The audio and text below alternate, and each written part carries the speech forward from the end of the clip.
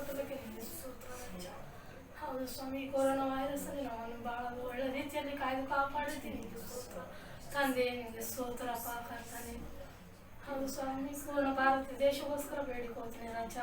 ಪೂರ್ಣ ಭಾರತ ದೇಶವನ್ನು ನಿನ್ನ ಕೈಯಲ್ಲಿ ಒಪ್ಪಿಸಿಕೊಡ್ತೇನೆ ತಂದೆ. ಹೌದು ರಾಜ, ಪೂರ್ಣ ಭಾರತ ದೇಶವನ್ನು ನೀನು ಸ್ವಸ್ಥಪಡಿಸಪ್ಪ ಕರ್ತನೆ. ಈ ಕೊರೋನಾ ವೈರಸ್ ಅಲ್ಲಿ ರಾಜ ಲಾಕ್ಡೌನ್ ತೆರೆಯಲ್ಪಡಿದಪ್ಪ ಕರ್ತನೆ. ನಿನ್ನ ನಾಮಕ್ಕೆ ಸ್ತುತಿ ಸ್ತೋತ್ರವನ್ನು ಸಲ್ಲಿಸ್ತೇನೆ ರಾಜ. ಜೀವದ ರೊಟ್ಟಿ ನಿನಗೆ ಸ್ತೋತ್ರ, ಜೀವಗಳ ತಂದೆ ನಿನಗೆ ಸ್ತೋತ್ರ ಸ್ವಾಮಿ. ರಾಜಾದಿರಾಜನೇ ನಿನಗೆ ಸ್ತೋತ್ರ, ದೇವಾದಿ ದೇವರೇ ನಿನಗೆ ಸ್ತೋತ್ರ ಅಪ್ಪ ಕರ್ತನೆ. ಹೌದು ತಂದೆ, ನಮ್ಮನ್ನು ಬಹಳ ಒಳ್ಳೆ ರೀತಿಯಲ್ಲಿ ನೀನು ಕಾಯ್ದು ಕಾಪಾಡಿದಿ. 8ನೇ ತಿಂಗಳಲ್ಲಿ ನೀನು ನಡೆಸಿ ಒಳ್ಳೆ ರೀತಿಯಲ್ಲಿ ಕಾಯ್ದು ಕಾಪಾಡಿದಿ. ನಿನಗೆ ಸ್ತೋತ್ರ ಸ್ವಾಮಿ ರಾಜ. ಹೌದು ಸ್ವಾಮಿ, ನನ್ನ ಚಿಕ್ಕ ಪ್ರಾರ್ಥನೆ ನಜರೇತಿನ ಯೇಸುವಿನ ನಾಮದಲ್ಲಿ ಬೇಡಿಕೊಂಡು ಬಂದಿದ್ದೇನೆ ಸ್ವಾಮಿ, ಆಮೆನ್.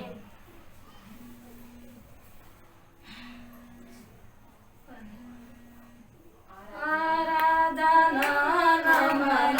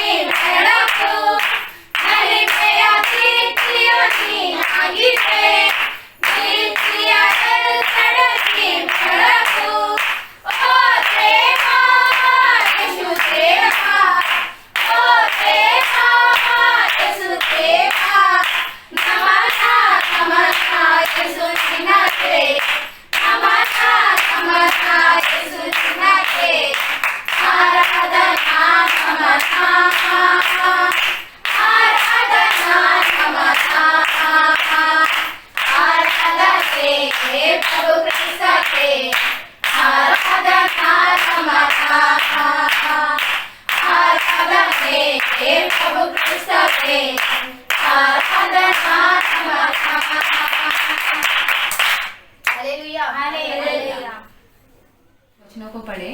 इफिसियों की किताब 6वां अध्याय 1 वचन। हे बालकों, प्रभु में अपने माता पिता के आज्ञाकारी बनो, क्योंकि यह उचित है। अपनी माता और पिता का आदर कर, यह पहली आज्ञा है जिसके साथ प्रतिज्ञा भी है कि तेरा भला हो और तू धरती पर बहुत दिन जीवित रहे। हे बच्चे वालों, अपने बच्चों को रिसा ना दिलाओ, परंतु प्रभु की शिक्षा और चेतावनी देते हुए उनका पालन पोषण करो। परमेश्वर इन वचनों को आशीष दे। आराधना सॉन्ग गा के परमेश्वर की आराधना करते हैं। प्यार का सागर सागर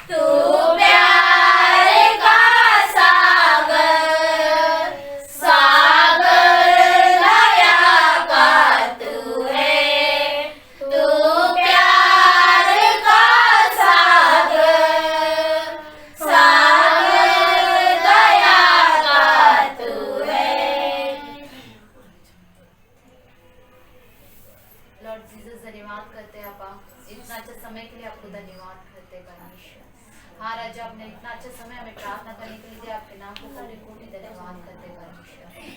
राजा, प्रार्थना करने के समय में परमेश्वर आप हमारे बीच में उपस्थित है करके हम विश्वास करते हैं राजा। धन्यवाद करते परमेश्वर, आज दिन भर हमें संभाला राजा, आपको धन्यवाद करते हैं पिता। आज दिन भर की रोटी हमें दिया परमेश्वर, आपके नाम को धन्यवाद करते राजा। पिता, हम जैसे पापियों के लिए परमेश्वर अपने शरीर पर बलिदान दिया परमेश्वर, धन्यवाद करते पिता। पिता, जब मेरा मुंह खुले केवल तेरे नाम को धन्यवाद के लिए खुले परमेश्वर, और धन्यवाद करती हूँ अच्छा, इतना अच्छा समय परमेश्वर हम सभी लोगों को आपने इकट्ठा किया, हमें प्रार्थना करने का एक समय दिया परमेश्वर, आपको धन्यवाद करती हूँ। हाँ राजा, आज दिन भर में हमसे कोई भी गलती हो तो हमें क्षमा कर परमेश्वर। आज दिन भर में परमेश्वर हमारा दिमाग, हमारा शरीर कोई पाप किया तो हमें क्षमा करना राजा। धन्यवाद करती हूँ परमेश्वर। राजा, इस पूरे भारत देश को राजा आपके हाथों में समर्पित करते हैं परमेश्वर। इस बीमारी से तो हमें बचा कर रखा परमेश्वर, आपको धन्यवाद करते हो पिता। इस वायरस में परमेश्वर आपने हर एक इंसान के साथ परमेश्वर आपकी कृपा आपकी दया बना के रखना परमेश्वर। इतने लोग परमेश्वर हॉस्पिटल में राज्य, उन लोगों के लिए हम प्रार्थना करते पिता, उनको परमेश्वर आपके घायल हाथों से छू कर छलका देना परमेश्वर। राजा अपने घरों को लौट कर आने की वजह से तो सहायता कर परमेश्वर। राजा इस लॉकडाउन को परमेश्वर तो पूरी तरह से खत्म होने की वजह से सहायता कर, फिर से परमेश्वर ये दुनिया नॉर्मल तरीके से चलने का जैसा तो सहायता कर राजा परमेश्वर। बहुत लोगों के पास काम नहीं है परमेश्वर, वैसे लोगों को तो सहायता कर परमेश्वर। उन लोगों का ना कोई काम मिलने का जैसे तो सहायता कर परमेश्वर। हम विश्वास करते राजा मेरा पिता किसी को अकेला ना छोड़ते हुए उनका साथ हर एक के साथ रहेगा करके हम विश्वास करते और आपको धन्यवाद करते पिता। फिर एक बार परमेश्वर अगर आज दिन भर में मुझसे कुछ गलती हो तो मुझे क्षमा करना पिता परमेश्वर। हम उस डॉक्टर उस पुलिस और सभी के लिए हम प्रार्थना करते राजा जो अपने हमारे लिए परमेश्वर हमारे लिए केवल राजा दिन रात मेहनत कर रहे परमेश्वर, उनको सक्सेस मिलने का जैसा तो सहायता करते धन्यवाद करते आपका धन्यवाद करते। इतना अच्छा समय के लिए आपको धन्यवाद करते रक्षा। अगर मेरी प्रार्थना में कोई गलती तो मुझे क्षमा करना। हमारे इधर आजू बाजू में सबको अच्छे से रखना परमेश्वर, धन्यवाद करते। हमारे घर आने में परमेश्वर आपका वास होने का जैसे तो सहायता कर। आप परमेश्वर हम आपको पुकारते राजा, आपका वेलकम करते परमेश्वर। तू आने वाला जिंदा खुदा है परमेश्वर, धन्यवाद करते। हाँ परमेश्वर तो हमारे हृदय में आ परमेश्वर और धन्यवाद करते पिता परमेश्वर। बैठे हुए सभी को परमेश्वर तो आशीष अनुग्रह देना परमेश्वर। वो खाली हाथ आए थे परमेश्वर लेकिन आपका आत्मिक बोझ लेकर परमेश्वर परिपूर्ण होकर जाने का जैसा तो सहायता कर परमेश्वर। ये बातें यहीं पर नहीं परमेश्वर, यहाँ पर सुनी हुई हर एक बात परमेश्वर अपने घर में जाके अपने बच्चों को बड़ों को सभी को बताने का जैसा तो सहायता करना अच्छा। धन्यवाद करते परमेश्वर। इस कलवा के लिए हम प्रार्थना करते रहे अच्छा। आपका भवन परमेश्वर जल्द से जल्द चालू होने का जैसे तो सहायता करना अच्छा। धन्यवाद करते परमेश्वर। फिर से परमेश्वर हम तेरे भवन में बैठ के आराधना करना चाहते हैं परमेश्वर। हाँ राजा वो समय बहुत जल्द आने वाला है करके हम विश्वास करते हैं। धन्यवाद करते परमेश्वर। पास्टर को आशीष देना राजा, जहाँ कहीं भी है परमेश्वर उनको सुरक्षित रखना राजा पिता। ऑफिस से परमेश्वर सब चर्च को चालू करने का जैसे तो सहायता करना अच्छा। धन्यवाद करते आपका धन्यवाद करते इतना अच्छे समय के लिए आपको धन्यवाद करते। आगे का सारा समय केवल आपके हाथों में समर्पित करते हुए छोटी सी प्रार्थना मेरे प्यारे पिता परमेश्वर के नाम से मांगते आमीन। परलोक देवने ನಿನ್ನ ಚಿತ್ತ ಪರಲೋಕದಲ್ಲಿ ನೆರವೇರುವ ಪ್ರಕಾರ ಭೂಲೋಕದಲ್ಲಿ ನೆರವೇರಲಿ. ನಮ್ಮ ಅನ್ನದ ಆಹಾರವನ್ನು ದಯಪಾಲಿಸಿಕೊಡು. ನಮಗೆ ತಪ್ಪು ಮಾಡಿದ ಕೆಳಗೆ ಭಾಗಿಸು. ಯಾಕಂದರೆ ರಾಜ್ಯ ಬಲವು ಮಹಿಮೆ ಸದಾ ಸ್ವಾಮಿ. ಆಮೆನ್.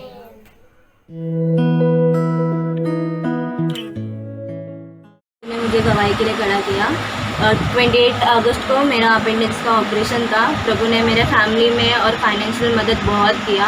प्रभु के नाम की धन्यवाद देती हूँ कि मेरा ऑपरेशन सक्सेसफुल होने में मदद किया और जो भी मेरे लिए प्रेयर किया उसके लिए धन्यवाद देती हूँ। और प्रभु के नाम की धन्यवाद देती हूँ कि इस लॉकडाउन में भी मेरे घर में मदद किया फाइनेंशियली मेरा ऑपरेशन होने में। प्रभु के नाम की कोटि कोटि धन्यवाद देती हूँ और मुझे गवाही के लिए खड़ा किया और उससे भी बड़ा थैंक यू जीसस को बोलती हूँ। Praise the Lord everyone. मेरा नाम रुक्मणी पुजारी, मैं यशुर मुद्रिकी के साथ वर्क करती हूँ। जो मेरी मॉम है उनका लेफ़्ट हैंड शोल्डर फ्रैक्चर हो गया था, तो मैंने यीशु को कहा कि मेरी मॉम के लिए प्रे करें। अभी यीशु की कृपा से जो मेरी मॉम है वो प्रॉपरली ठीक है, सारे काम भी कर रही है, उनका फ्रैक्चर पूरी तरह से ठीक हो गया है। मैं आप सभी को थैंक यू बोलना चाहती हूँ। आप सभी ने मेरी मॉम के लिए प्रे किया और जीजस को भी थैंक यू बोलना चाहती हूँ क्योंकि जीजस की कृपा से मॉम अभी ठीक हो गई है। मैं जीजस को बिलीव करती हूँ। आप सभी को बहुत बहुत शुक्रिया, थैंक यू वेरी मच। हमेशा मेरी और मेरी फैमिली को हमेशा याद रखना अपने प्रेयर में। Thank you. Praise the lord. प्रभु के नाम को धन्यवाद देते हुए आज की आराधना और गवाहियों के लिए धन्यवाद देते हैं। और वचन में जाने से पहले आइए हम प्रार्थना करेंगे। ಪ್ರಾರ್ಥನೆಯನ್ನು ಮಾಡಿಕೊಳ್ಳೋಣ। ಪ್ರೀತಿ ಸ್ವರೂಪನಾದ ತಂದೆಯಾದಂಥ ದೇವರೇ, ಸಮಯದಲ್ಲಿ ನನ್ನ ಹತ್ರ ಬಂದಿದ್ದೇವೆ, ನಿನ್ನ ವಾಕ್ಯಕ್ಕಾಗಿ ನಾವು ಕಾದಿದ್ದೇವಪ್ಪ ಸ್ವಾಮಿ। ಪ್ರತ್ಯೇಕವಾಗಿ ಕೊಟ್ಟಂತ ಈ ಸಮಯಕ್ಕಾಗಿ ಸ್ತೋತ್ರ, ಮತ್ತೆ ಆರಾಧನೆಯ ಮೂಲಕವಾಗಿ ನಿನ್ನನ್ನು ಸ್ತುತಿಸಿದ್ದೇವೆ। ಕರ್ತನೆ, ನಾವು ಸಾಕ್ಷ್ಯಗಳ ಮೂಲಕವಾಗಿ ನಿನ್ನ ನಾಮವನ್ನು ಕೊಂಡಾಡುತ್ತಾ ಇದ್ದೇವೆ. ಯೇಸುವೆ, ಈಗ ನಿನ್ನ ವಾಕ್ಯದಿಂದ ನಮ್ಮೊಟ್ಟಿಗೆ ನೀನು ಮಾತನಾಡು, ನಿನ್ನ ಆಶೀರ್ವಾದದಿಂದ ನಮ್ಮನ್ನು ತುಂಬಿಸಿ ನಡೆಸೆಂಬುದಾಗಿ ಯೇಸುವೆ ನಿನ್ನ ಪರಿಶುದ್ಧವಾದ ನಾಮದಲ್ಲಿ ಬೇಡುತ್ತೇವೆ ಸ್ವಾಮಿ. Amen amen. Praise lord. Last Sunday से हमने एक छोटा सा सीरीज स्टार्ट किया है 3 सप्ताह का. और पिछले संडे मैंने बताया कि हम सभी को इन दिनों में जो चैलेंजेस है, जो अंत के दिन है, ये सारे विषयों के अंदर मुझे और तुम्हें आत्मिक जीवन जो है बहुत ही बुद्धिमानी के साथ जीना है.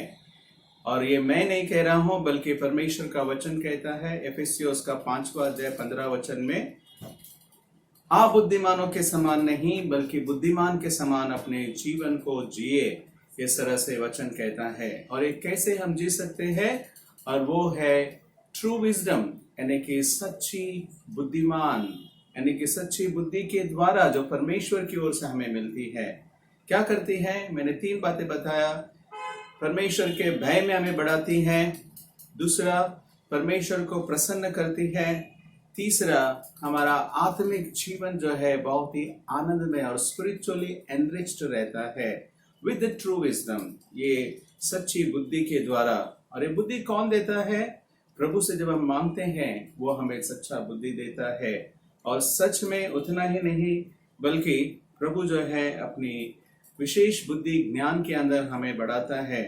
तो आज हम इसी को और आगे बढ़ाएंगे.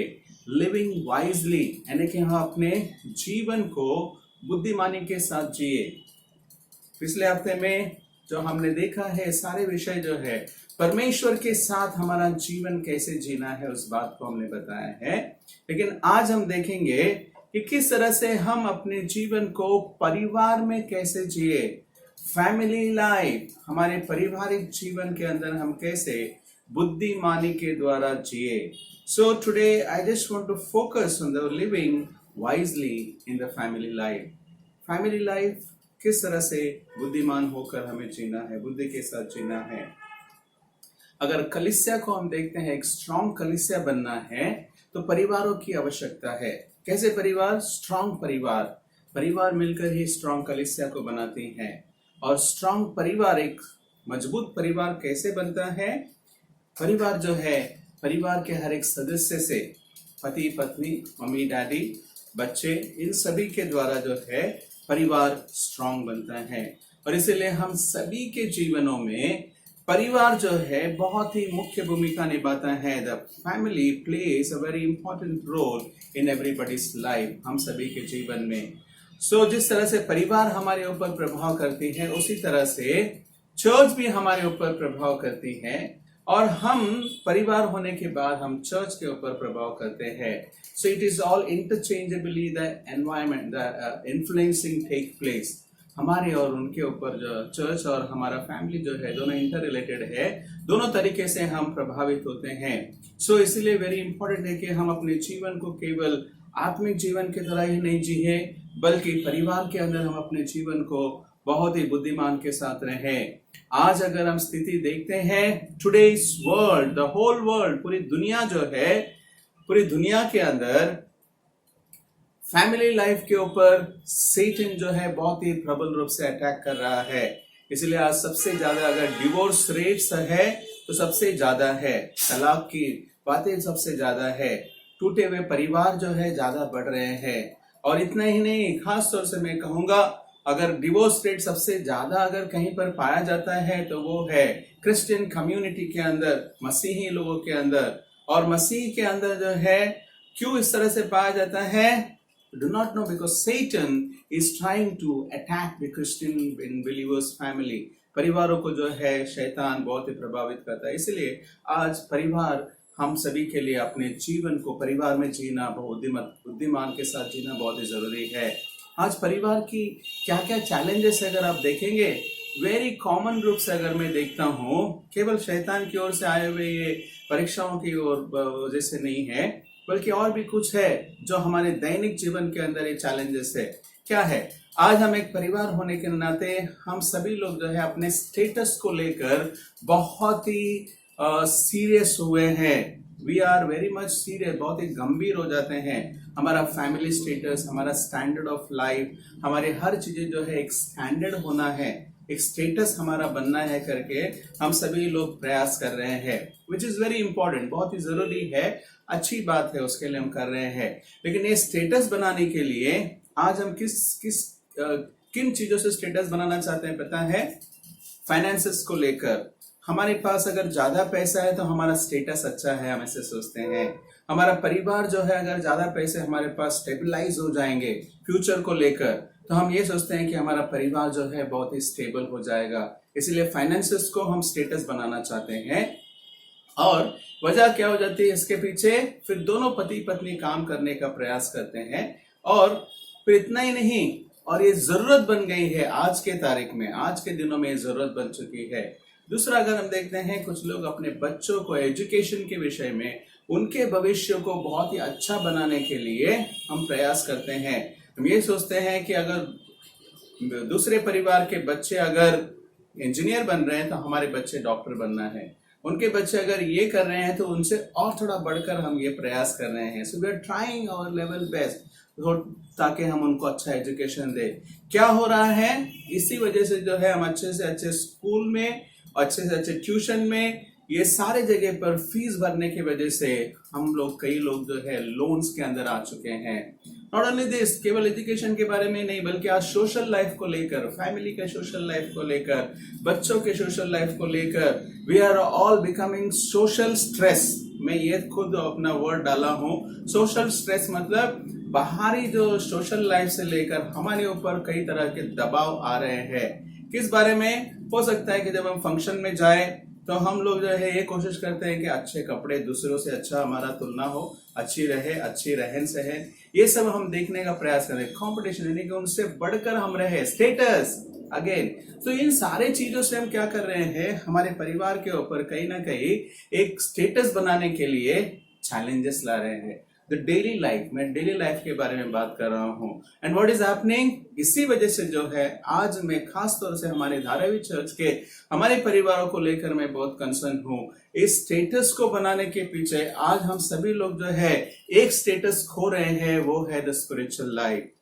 आत्मिक जीवन की स्टेटस जो है आज हमारे परिवारों के अंदर हम खो रहे हैं। हम इतने एंग्रॉस्ड हो चुके हैं, कई लोग अपने कामों के अंदर, बच्चों के एजुकेशन के अंदर, हमारे सोशल लाइफ को लेकर, वर्क प्रेशर बढ़ रहा है, सोशल प्रेशर बढ़ रहा है, लोन बढ़ रहा है, सारे के बीच में हम भूल जा रहे हैं कि हमारी आत्मिक जीवन कितनी ही इंपॉर्टेंट है। हमारा जो जीवन प्रभु के लिए जीना था, पारिवारिक जीवन, वो हम भूल चुके हैं। इसीलिए पौलुस वापस याद दिला रहा है हम सभी को, एफेसियों 5वां अध्याय 15 वचन में, द डेज आर इविल, दिन बहुत ही बुरे हैं, इसलिए आप अपने जीवन को बुद्धिमानी के साथ आप जिए। किस जगह पर? अपने पारिवारिक जीवन में, अपने फैमिली लाइफ के अंदर, अपने बच्चों के अंदर, अपने पति पत्नी के जीवन के अंदर, अपने भाई बहन के जीवन के अंदर। वेरी इंपॉर्टेंट कि आज हम सभी लोग अपने परिवार को लेकर सीरियस होकर अपने पारिवारिक जीवन को बुद्धिमानी के साथ जिए। 3 बातें मैं बताऊंगा, how to live our family life wisely, कैसे हम अपने पारिवारिक जीवन को बुद्धिमानी के साथ जिए। द फर्स्ट थिंग, सबसे पहली बात है, live and share your heritage with your family. सुनिए ध्यान से, इंग्लिश में जो जवान कपल्स है, जवान पेरेंट्स है, सुनिए, live and share your heritage with family मतलब आप अपने परिवार की विरासत को लेकर उसको जिए और उस विरासत को बांटे। आप लोग कहेंगे, या हमारे पास क्या है ऐसी विरासत? क्या है विरासत? क्या है ऐसा धन संपत्ति? क्या है ऐसा प्रॉपर्टी जो हम इसको भी जिए और दूसरों को भी बांटे? हम में से कई लोग जो हैं डेली वर्कर्स है, रोज काम करते हैं, खाना मिलता है, महीना भर काम करने के बाद हम कुछ जमा नहीं बल्कि हमारे घर में राशन आता है, हमारा घर चलता है, कुछ लोग कहेंगे। But let me just tell you, मैं आप लोगों को आज बताना चाहूंगा, एवरी वन ऑफ अस, हर एक व्यक्ति जो हम मसीह के अंदर है, हम सभी के पास एक बहुत बड़ी विरासत है, एक बहुत बड़ी संपत्ति है। What is that? क्या है वो अगर हम जानना है, तो हम एक छोटी सी स्टोरी देखते हैं जहां पर पतरस और यूहन्ना परमेश्वर के मंदिर में करीबन दोपहर के समय जब जा रहे थे, मंदिर के गेट के सामने एक लंगड़ा, एक लूला व्यक्ति जो है वहां पर बैठा हुआ था और वो जो है भीख मांग रहा था, पैसे मांग रहे थे। जब पतरस और यूहन्ना वहां पर अंदर जा रहे थे तो उनकी ओर देखा। पतरस और यूहन्ना की ओर देखते ही ये रुक गए और वो लंगड़ा जो व्यक्ति था उसने कहा कि जैसे उनकी तरफ अपनी आंखें उठाकर देखने लगा, पतरस ने कहा, देख बेटा, हमारे पास तो धन संपत्ति नहीं है कि तुझे दे, सोना और चांदी हमारे पास नहीं है कि हम तुझे दे, लेकिन हमारे पास जो है हम उसे देते हैं। क्या था? यीशु मसीह के नाम से तू अभी चंगा हो जा और चल फिर, इस तरह से कहने लगा। तुरंत वो लंगड़ा व्यक्ति जो है खड़े होकर चलने लगा और बहुत ही खुशी और आनंदित हुआ। क्या था इनके पास? पतरस और यूहन्ना के पास सबसे बड़ी विरासत, संपत्ति, द लॉर्ड जीसस क्राइस्ट थी। प्रभु यीशु मसीह उनकी बड़ी संपत्ति थी और प्रभु यीशु मसीह के जीवन के द्वारा उनके जीवन में जो वहां पर बैठा है, उनके जीवन में खुशियां आई। धन संपत्ति, लोग कितने ही उनको पैसे देके गए रहेंगे, लेकिन उससे उनको खुशी नहीं मिली। उस लंगड़े व्यक्ति को किससे मिली? यीशु मसीह के नाम से वो चलने फिरने लगा, उनके प्रॉब्लम्स जो है निकल गए और उसी वजह से जो है वो बहुत ही खुश हुआ। आज मैं और आप जो है हर एक मसीह परिवार के अंदर हमारे पास एक बड़ी विरासत है, वो है प्रभु यीशु मसीह। एक आत्मिक जीवन, the spiritual life, the born again experience, whatever you से, जो कुछ भी आपको कहना है इसको कहिए, लेकिन ये हेरिटेज या फिर ये विरासत हम सभी मसीही परिवारों के अंदर दिया गया है। एक मसीह परिवार के बारे में बताना चाहूंगा। जब बाइबल से हम देखते हैं, एक्विला और प्रिस्किला के बारे में आपने नाम तो सुना होगा। एक्विला और प्रिस्किला के भी जीवन जो है बहुत ही प्रेशर में था। एक्विला जो है वो रोमियो से, यानी कि he was coming from the Rome, और प्रिस्किला जो है वो ग्रीक, यानी कि यहाँ से इस जगह से संबंधित थे। तो दोनों अलग अलग बैकग्राउंड से होने के बावजूद उन लोग शादी हुए। अब यहाँ पर जो है उनकी ऐसी परिस्थिति थी जहां पर उन लोग रोम से उनको निकाला जा रहा था, यानी कि यहूदी और एक ग्रीक जो है मिलना नहीं था, बट वहां पर शादी हुई और दे आर अंडर प्रेशर, उनको बाहर निकाला गया। जब रोम से, शहर से बाहर निकाला गया, वे लोग कुरिन्थ की तरफ बढ़ रहे थे और वहां पर पौलुस जो है उसी जगह पर वो वहां पर पहुंच रहे थे। पौलुस का मिलन एक्विला और प्रिस्किला से हुआ और वहां पर दोनों का काम क्या था पता है? पौलुस भी टेंट मेकर था, तंबू बनाने वाला, एक्विला प्रिस्किला भी तंबू बनाने वाले थे। दोनों काम कर रहे थे। जब काम करते समय क्या होता है? बातचीत होती है, डिस्कशन होता है। डिस्कशन करते समय पौलुस ने उनको प्रभु यीशु मसीह के बारे में बता दिया और एक्विला और प्रिस्किला प्रभु यीशु मसीह को अपने जीवन में अपना लिए। पौलुस ने जान लिया कि उनके पास विरासत के तौर पर क्या है?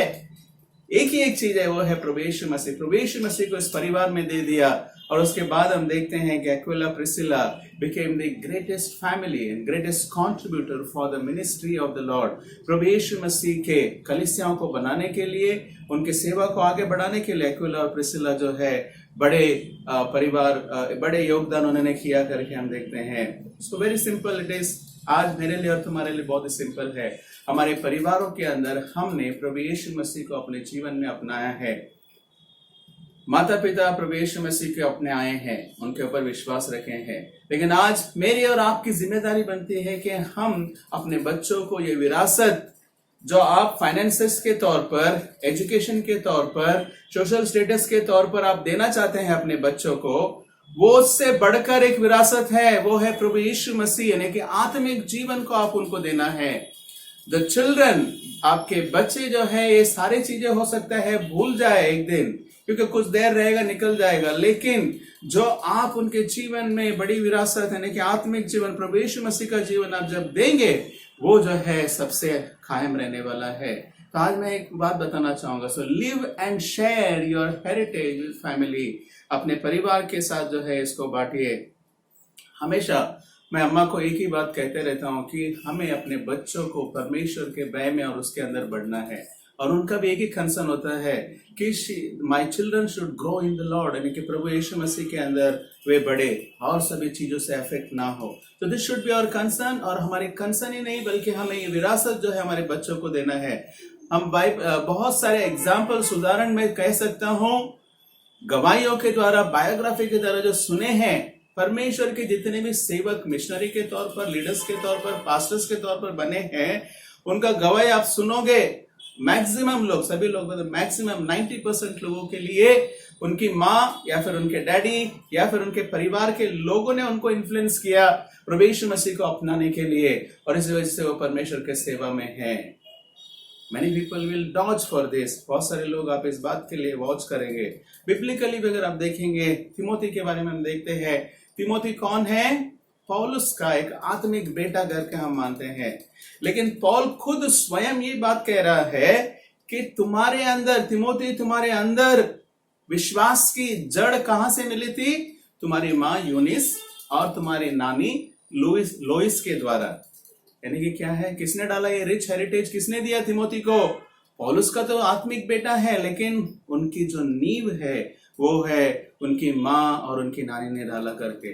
जॉन द बैप्टिस्ट, यूहन्ना बपतिस्मा देने वाले के बारे में देखते हैं, उनका पिता जकराया और उनकी माँ एलिजाबेथ, दोनों भी यहूदी लोग, दोनों भी याजक हैं। लेकिन इसके अलावा अगर हम देखते हैं वचन के अंदर, लोग उसका पहला अध्याय 15 वचन के अंदर, कि एलिजाबेथ पवित्र आत्मा से भर गई थी और उसके गर्भ में जो यूहन्ना था तभी उसी समय वो पवित्र आत्मा से भरा हुआ था। लूक चैप्टर 1 वर्स 41 के अंदर हम देखते हैं कि वहां पर जब मरियम को ग्रीट करने के लिए आई थी, उस समय वो यूहन्ना जो है गर्भ से ही उछल पड़ा था करके देखते हैं। लोग उसका पहला अध्याय 67वां वचन कहां पर देखते हैं कि जकराया जो है पवित्र आत्मा से भरकर उन्होंने भविष्यवाणी की। और इस सब के बाद जब यूहन्ना बपतिस्मा देने वाला पैदा होने के बाद बड़े हो गए, हम देखते हैं वो जो है प्रभु यीशु मसीह को बपतिस्मा दिया। बड़ा ग्रेट प्रिविलेज। क्यों? क्योंकि यहाँ पर किसने इनके लिए फाउंडेशन सब डाला है? उनकी माँ बाप ने उनको वहां पर दिया, विरासत के तौर पर प्रभु यीशु मसीह आत्मिक जीवन जो है उनके जीवन में दिया है। आज अगर हम देखते हैं, कोई अगर नया परिवार, नए शादीशुदा होने के बाद जब उनको बच्चा होता है, बच्चे को जब देखने जाते हैं, हम सभी लोग ये कहते हैं, अरे ये तो मम्मी की तरह दिखता है, ये डैडी की तरह दिखता है, इनका नाक जो है उनकी माँ की तरह है, उनके कान इनके बाप की तरह, उनके बाल इनकी तरह है। ऐसे करे हम उनके फिजिकल स्टेचर को बात करते हैं। लेकिन जैसा ही बच्चा बड़ा होते जाता है, उसके बाद में फिजिकल स्टेचर के बारे में कम बात करते हैं, उनके पर्सनैलिटी और बिहेवियर के बारे में ज्यादा बात करते हैं। वो किस तरह से बात कर रहा है, कौन सा स्टाइल है, किस तरह से बात करती है, देखो ये उनकी माँ की तरह, उनके बाप की तरह है, उनका पर्सनालिटी करते हैं। लेकिन उसके बाद कुछ दिनों के बाद जब वो पूरा पड़ जाता है, उसके बाद हम ये कंपेयर करते हैं कि इनके अंदर किस तरह का स्वभाव आया है, धार्मिक स्वभाव है या फिर बाहर की स्वभाव है करके देखते हैं। धार्मिक स्वभाव हमारे माँ बाप से मिला है, वो प्रेज द लॉर्ड करके कहेंगे। रिसेंटली जो है मैं एक घर विजिट करने जब गया था, नाम नहीं बताना चाहूंगा बट कहता हूं कि जब मैं बैठकर, मम्मी डैडी उनके बेटे हैं, बहुत ही बुजुर्ग है, और उनके सामने जो बेटा था उनका भी अभी पोते है, और ये बेटे के बारे में मैंने कहा, नोड़पा देखो अंकल, आपका बेटा जो है पूरा स्वभाव, आपका जो सेवा करने का, परमेश्वर के अंदर सेवा करने का जो स्वभाव था, परमेश्वर के आत्मिक जीवन थी, वो सारी बातें आपके बेटे में आया है करके मैंने कहा। जैसे ही मैंने ये कहा, वो अंकल ने क्या कहा पता है? अय्या इष्टे साकु ननगे ननगे इन्नु बेरे यावदु संपत्ति बेड़ा। क्या कहा? उसका मतलब है कि अय्या मुझे इतना ही सुनने के लिए काफी है कि मेरे को और कोई संपत्ति नहीं चाहिए। मैं उनके लिए कुछ ज्यादा संपत्ति नहीं बनाया है, लेकिन ये सबसे बड़ी संपत्ति मैं उनके लिए देकर जा रहा हूँ। सो पहली बात यह है कि आज हम अपने परिवार को बुद्धिमानी से कैसे जिए, कैसे जिए? Live and share your heritage, Lord Jesus Christ. आत्मिक जीवन है, प्रभु यीशु मसीह को आप अपने बच्चों को दे सकते हैं। द सेकेंड थिंग, दूसरी जो है, live and share your time with your family. ध्यान से सुनिए, live and share your time with your family. One of the greatest challenge, सबसे बड़ी चैलेंज और चुनौती है आज हम सभी के लिए, खास तौर से हम पासबानों के लिए, कि हमारे पास जो समय होता है परिवार के लिए देने के लिए, हम हमेशा केवल परिवारों को ही, पास्टर्स का ही नहीं बल्कि एवरीबॉडी विल से, घर में डैडी जो है घर के लिए टाइम नहीं देता है, मम्मी हमेशा घर में रहती है, इस तरह से कहता है daddy doesn't give the time, हमेशा कंप्लेंट्स रहता है। लेकिन आज मैं आप लोगों को बताना चाहूंगा, today you and I can give the greatest gift. सबसे बड़ी गिफ्ट अगर हम दे सकते हैं हमारे परिवार के लिए तो वो है समय, टाइम। मैं एक व्हाट्सएप में मैसेज पढ़ रहा था, इस तरह से जाता है वो message, when you are sharing your time with your family, with anyone, you are sharing your life करके। मतलब अगर आप अपना समय किसी के साथ देते हैं तो आप अपना लाइफ दे रहे हैं। क्यों? क्योंकि आपका आयु के अंदर, आपके जीवन के आयु के अंदर कुछ समय आप उनके साथ बिता रहे हैं, मतलब वो समय आप उनको दे रहे हैं। ये सबसे बहुमूल्य है। पैसा, गिफ्ट, ये सब चीजें बहुमूल्य नहीं है, बल्कि आपका समय सबसे बड़ा बहुमूल्य है। और इसलिए आज हम सभी लोग, एक पति पत्नी के लिए, बच्चे अपने माँ बाप के लिए, माँ बाप अपने बच्चे के लिए सबसे बड़ा प्रेशियस गिफ्ट क्या दे पता है? वो है समय। एक परमेश्वर का सेवक पासवान मुझसे ये कह रहा था कि अरे मैं अपने जीवन में जो है, मेरे डैडी जो मेरे साथ समय बिताया है उसको मैं कभी नहीं भूल पाऊंगा। वो मेरे साथ खेलना, ये करना, वो सब चीजें जो है, वो कह रहा था कि वो मैं कभी नहीं भूल पाऊंगा कर उन्होंने कहा। और इसीलिए आज मैं और आप जो है बहुत ही इंपॉर्टेंट जान लेना है कि we need to invest our time.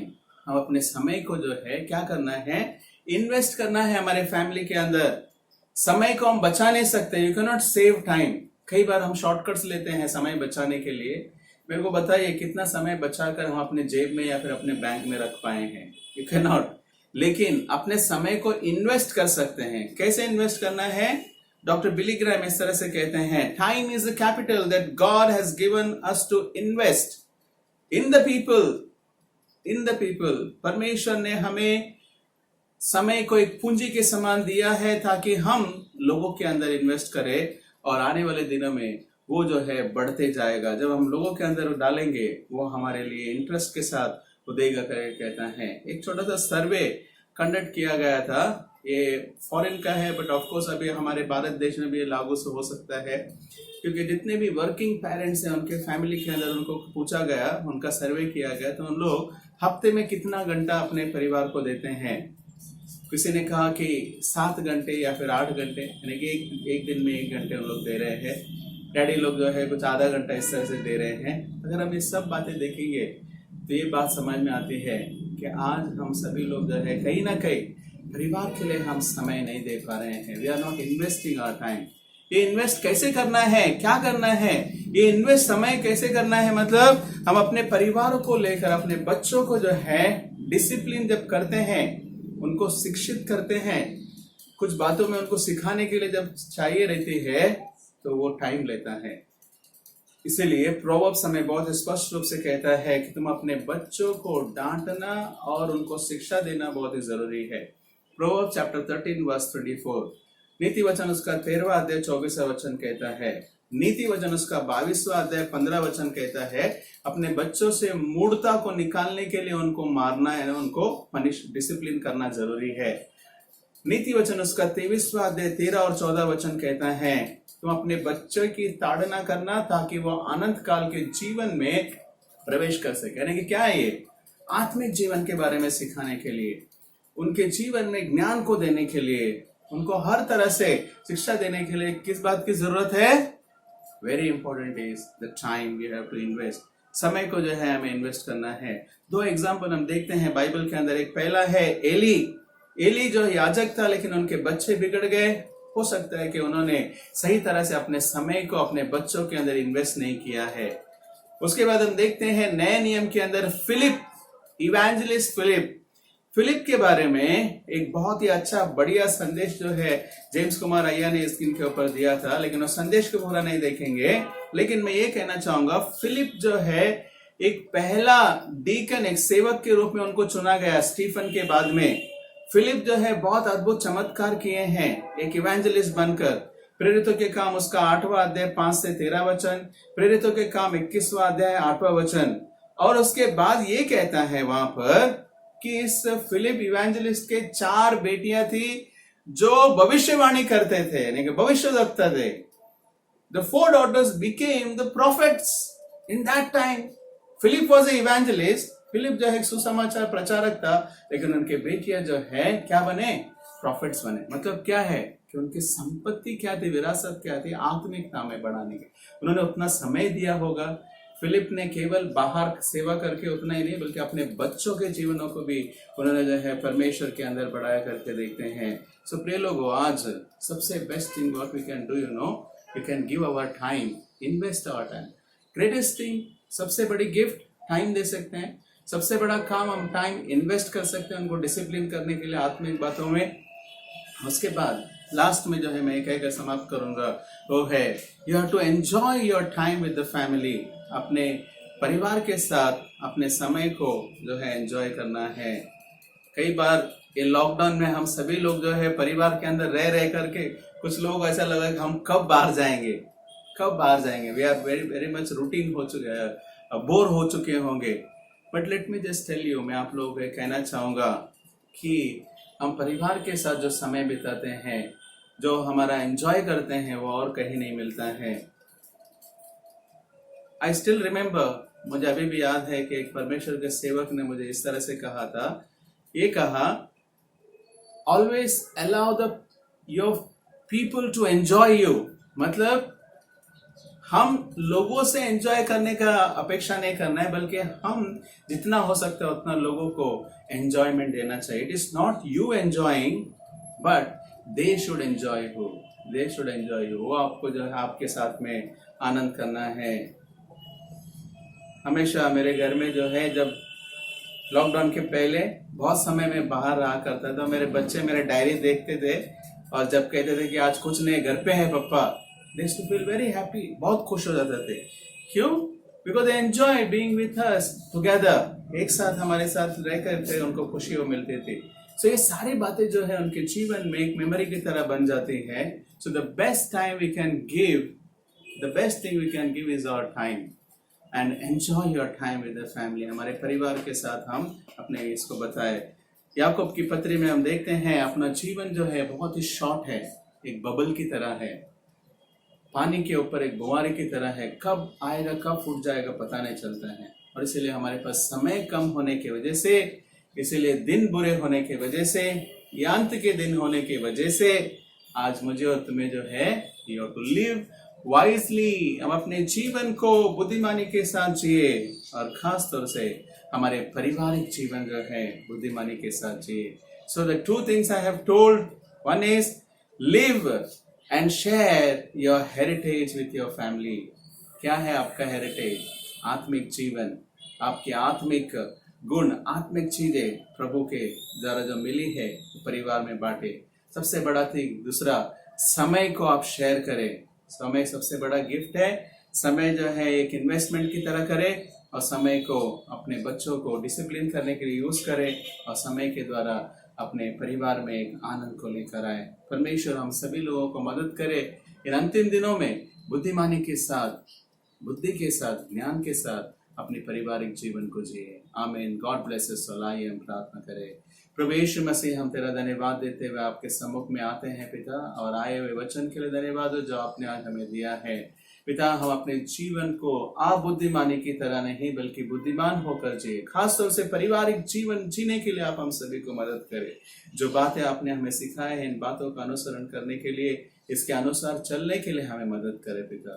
आप ऐसा करेंगे, हमारा विश्वास है। हमारे परिवारों को मजबूत बनाए, हमारे कलीसियाओं को मजबूत बनाए, केवल आपकी महिमा के लिए। यीशु के नाम से हम मांगते पिता, आमीन।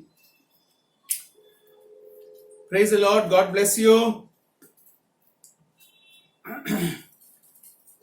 सभी को सूचना है, अनाउंसमेंट्स एज यूजुअल। हमारा संडे सर्विस 11 बजे, संडे स्कूल ऑनलाइन पूरे सप्ताह भर चलाया जाएगा। MYF और TCF संडे को शाम को 6 बजे जूम ऑनलाइन पर, फ्राइडे के दिन टीन्स फेलोशिप 7 बजे, सैटरडे बाइबल क्लास 7 बजे जूम ऑनलाइन पर चलाया जाएगा। बुधवार की आराधना 8 बजे यूट्यूब ऑनलाइन पर चलाई जाएगी। हमारे रोज की प्रेयर चेन प्रेयर जो उसी तरह से चलती रहेगी।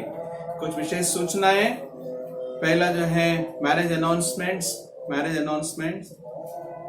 ಮದುವೆಯ ಪ್ರಕಟಣೆಗಳು ಲೇಟ್ ಮಿಸ್ಟರ್ ನಿರ್ಮಲ್ ನಿಂಗಿರಿ ಇವರ ಮಗಳಾದಂತ ಮಂಜುಳಾ ಎಂಬ ಆಕೆಗೂ, ಮಿಸ್ಟರ್ ದೇವಪುತ್ರ ಮೇಸ್ತ್ರಿ ಇವರ ಮಗನಾದಂತ ಶಾಂತನ್ ಎಂಬ ಆತನಿಗೂ ಇವರ ಪರಿಶುದ್ಧ ವಿವಾಹವು ದಿನಾಂಕ 14 ಅಕ್ಟೋಬರ್ 2020 ಬೇಥೆಲ್ ಮೆಥಡಿಸ್ಟ್ ಕನ್ನಡ ಚರ್ಚ್ ಮಾಟುಂಗ ಇಲ್ಲಿ ನಡೆಸಲ್ಪಡುವಂತದ್ದಾಗಿದೆ. ಇದು ಸಾರುವಂತದ್ದು ಮೂರನೇ ಸಲ ಮತ್ತೆ ಕೊನೆ ಸಾರಿ ಆಗಿರುವಂತದ್ದಾಗಿದೆ. ಎರಡನೇ ಮದುವೆ ಪ್ರಕಟಣೆ, ಲೇಟ್ ಮಿಸ್ಟರ್ ಸಿಮೋನ್ ಕೋನ್ಗಾ ಇವರ ಮಗಳಾದಂತ ಅಶ್ವಿನಿ ಎಂಬ ಆಕೆಗೂ, ಮಿಸ್ಟರ್ ಸ್ಯಾಮ್ಯುಯಲ್ ಬಿಂಗ್ ಇವರ ಮಗನಾದಂತ ಲ್ಯಾನ್ಸಿ ಎಂಬ ಆತನಿಗೂ ಇವರ ಪರಿಶುದ್ಧ ವಿವಾಹವು ದಿನಾಂಕ 21 ಅಕ್ಟೋಬರ್ 2020 ಪರೇಲ್ ಚರ್ಚ್ ನಲ್ಲಿ ನಡೆಸಲ್ಪಡುವಂತದ್ದಾಗಿದೆ. ಇದು ಸಾರುವಂತದ್ದು ಎರಡನೇ ಸಲ ಆಗಿರುವಂತದ್ದಾಗಿದೆ. ಈ ಮದುವೆಗಳಿಗೆ ಯಾವುದಾದ್ರೂ ಅಡ್ಡಿ ಅಭ್ಯಂತರವಿದೆ ಆದರೆ ನೀವು ಲಿಖಿತದ ಮೂಲಕವಾಗಿ ಸಭಾಪಾಲಕರಿಗೆ ಮೊದಲೇ ಸೂಚನೆ ಮಾಡುವಂಥದ್ದು. ಇಲ್ಲದಿದ್ದರೆ ಈ ಮದುವೆಗಳಿಗಾಗಿ ನೀವು ಪ್ರಾರ್ಥನೆ ಮಾಡಬೇಕೆಂಬುದಾಗಿ ಕೇಳಿಕೊಳ್ಳುತ್ತೇನೆ. ದೇವರು ನಮ್ಮೆಲ್ಲರನ್ನು आशीर्वदिसली. God bless us all. आइए हम प्रार्थना करेंगे. आखिरी प्रार्थना हम करेंगे. ಈ ದಿವ್ಯವಾದ ಪ್ರೀತಿಗೆ ನಾಬದಲೇನು ಕೊಡುವೆ, ಸಂಪತ್ತು ಪ್ರಾಣಯಾವರ್ತು ಕೋಟ್ಯಾಗ್ಯೋ ಏನು ಸಾಲದು. ಆಮೆನ್. ತಂದೆ, ಮಗ, ಪವಿತ್ರ ಆತ್ಮ ತ್ರೇಕ ದೇವರ ಆಶೀರ್ವಾದಗಳು ನಮ್ಮೆಲ್ಲರಲ್ಲಿ, ನಮ್ಮ ಕುಟುಂಬ ಜೀವಿತದಲ್ಲಿ ಬುದ್ಧಿಮಾನರಾಗಿ ಬಾಳುವುದಕ್ಕಾಗಿ ಎಂದಿಗೂ ನೆಂದಿಗೂ ಸದಾ ಕನ್ನೆಲೆಯಾಗಿರಲಿ ಸ್ವಾಮಿ. ಆಮೇನ್. Praise the Lord. God bless us all. Amen.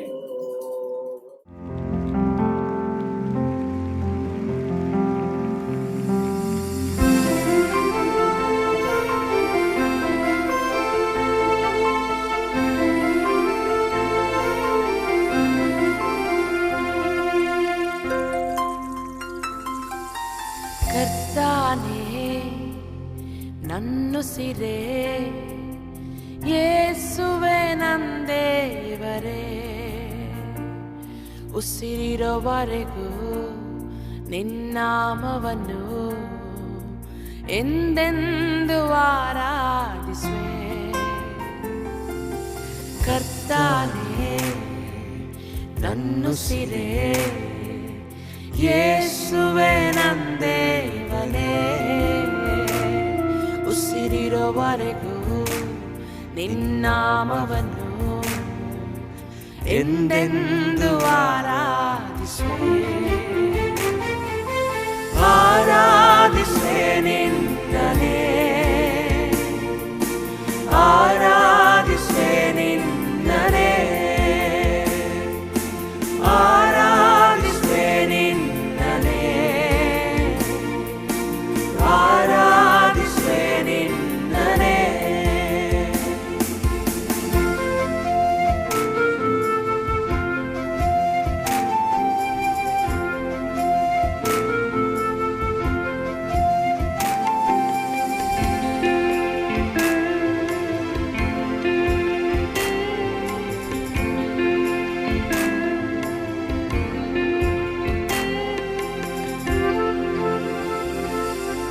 ಸರ್ವವನ್ನು ಸೃಷ್ಟಿಸಿದ